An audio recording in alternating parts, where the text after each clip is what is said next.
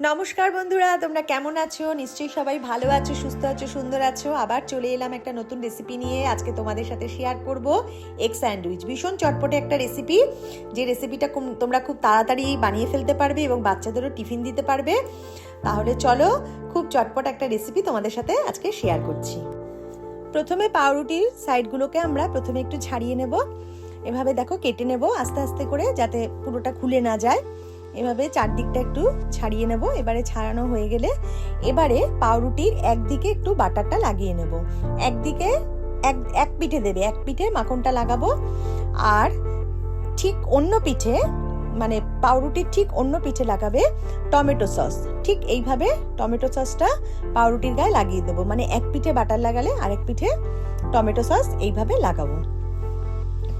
এরপরে এর মধ্যে যেগুলো দেবো, যে জিনিসগুলো দেবো সেগুলো তোমাদের সাথে একটু শেয়ার করছি। প্রথমে একটু গাজর দেবে, গাজর কুচি কুচি করেও দিতে পারো, গ্রেট করেও দিতে পারো। তার মধ্যে দেবো একটু ক্যাপসিকাম, একটু পেঁয়াজ কুচি, আর দেবো হচ্ছে একটু ডিম সেদ্ধ করে, ডিমটাকে কুচি কুচি করে নেব। আর দেবো চিজটাকে গ্রেট করে দেবো ওর মধ্যে।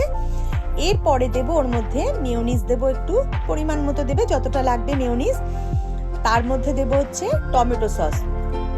টমেটো সসটাও তোমরা পরিমাণ মতো দেবে, যে যতটুকু লাগবে ততটুকুই দেবে। এরপর এর মধ্যে দেবো একটু চিলি ফ্লেক্সটা অল্প করে দেবে, যাতে একটু টেস্ট হয়। এবারে ভালো করে এই মিশ্রণটাকে মাখিয়ে নেব।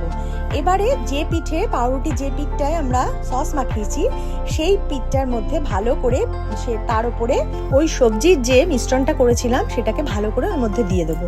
এবারে ওর ওপর থেকে আবার একটু গ্রেট করা চিজগুলো দিয়ে দিলাম।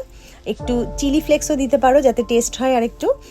আমি তার একটু চিলি ফ্লেক্সটা দিয়ে দিলাম। দিয়ে আরেকটা পাউরুটিটা ঠিক ওইভাবে উল্টো দিক করে ওর উপরে দিয়ে দেবো। এবারে একটু ফ্রাইং প্যানে একটু মাখন গরম করে দেব, যাতে একটু লেগে না যায়। আমি না দিলেও চলে, আমি একটু দিয়েছি। এর উপরে ওই পাউরুটি দুটো দিয়ে দেবে, ভালো করে সুন্দর করে দিয়ে দেবে। দিয়ে একটু সেকার পরে এপিঠ হলে আবার ওপিঠটা সেকে নেবে, হালকা করে সেকে নেবে, সেকে নাবিয়ে নেবে।